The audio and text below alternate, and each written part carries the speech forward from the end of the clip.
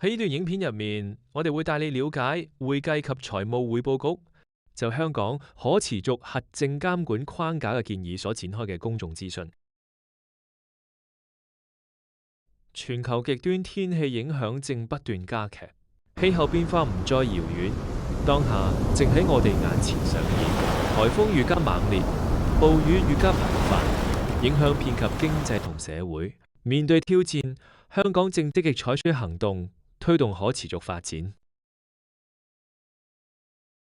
香港已訂立明確嘅目標，致力爭取於2035年前將碳排放量減半，並於2050年前實現碳中和。為實現目標，政府於2024年12月推出咗香港可持續披露路線圖，為大型公眾責任實體，不遲於2028年，按香港可持續披露準則，訂定咗明確嘅路徑，並委託會財局推動香港可持續核證監管制度嘅建立，確保可持續資訊可信及可靠。點解制定框架建議咁重要？因為可持續披露唔單止係一項合規要求，更係推動企業資金流向綠色項目、建立市場信任嘅重要基石。只有具公信力嘅可持續披露，先能夠令投資者、企業同埋公眾建立信心。因此，框架建議聚焦喺3個主要目標：一、透過同國際認可嘅準則接軌，促進高質量嘅核證；二、提升可持續披露嘅可信度同可靠性；三、確保核證服務提供者享有公平嘅競爭環境。實現呢啲目標，將進一步鞏固香港嘅國際金融中心地位，並推動經濟邁向可持續發展。我哋係點樣制定出呢個框架呢？呢個框架唔係我哋單方面制定，而係經過周全考慮。我哋採取咗3個重要步驟。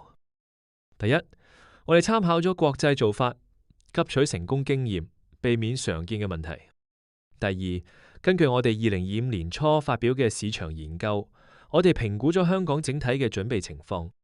第三，我哋聽取咗持份者嘅意見，收集咗27個機構嘅回饋，包括上市公司、核證服務提供者以及投資者，幫助完善建議方案。而家我哋誠邀各界提供意見，請大家一齊嚟了解監管框架嘅5項主要建議同埋背後嘅構思理念。首先，建議1，邊個需要核證呢？視乎香港交易所及相關金融監管機構就實體採用香港財務報告可持續披露準則嚟匯報嘅後續諮詢，所有需要進行該匯報嘅實體都需要取得獨立核證。咁點解要選擇呢啲實體呢？呢啲實體唔單止規模龐大，且具有公共問責性，對經濟同環境均有重要嘅影響力。優先將核證聚焦喺最具影響力嘅範圍，不但提升相關資訊對投資者嘅決策價值，並且能夠俾市場喺過渡期間逐步建立同提升所需嘅能力。而香港交易所同埋相關嘅金融監管機構將會就上市公司及金融業嘅不同界別，採用香港財務報告可持續披露準則嘅安排展開諮詢。建議2主要係核證範圍及時間表，建議採取分階段方式，以確保過渡過程順暢且切實可行。第一階段，自強制性匯報開始嘅第3個財政年度起，須就範圍1及範圍2嘅溫室氣體排放披露取得有限核證。呢啲資訊廣為人知，有助迅速建立信心。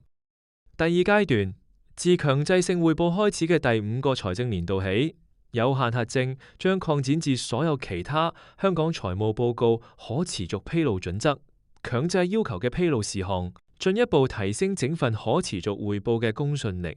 現階段係唔會要求做合理核證，一嚟預留時間等全球做法逐步趨同，二嚟可以令數據、系統及內部控制更趨成熟。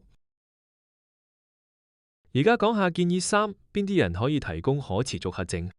強制核證必須由已註冊嘅可持續核證服務提供者嚟提供。咁邊個可以成為可持續核證服務提供者呢？可以係符合額外標準嘅註冊公眾利益實體核數師，或者符合類似標準嘅本地認可非會計師事務所。點解要同時包括呢兩類機構？根據我哋嘅研究，有啲企業揀會計師事務所係因為熟悉該行業，有啲就因為對方具備技術專長而選擇非會計師事務所。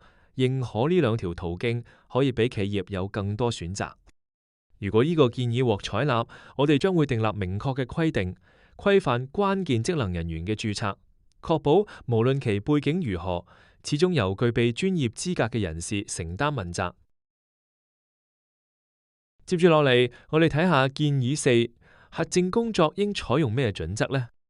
為確保一致性同公信力，強制核證係必須依照香港可持續核證準則第5000號嚟執行。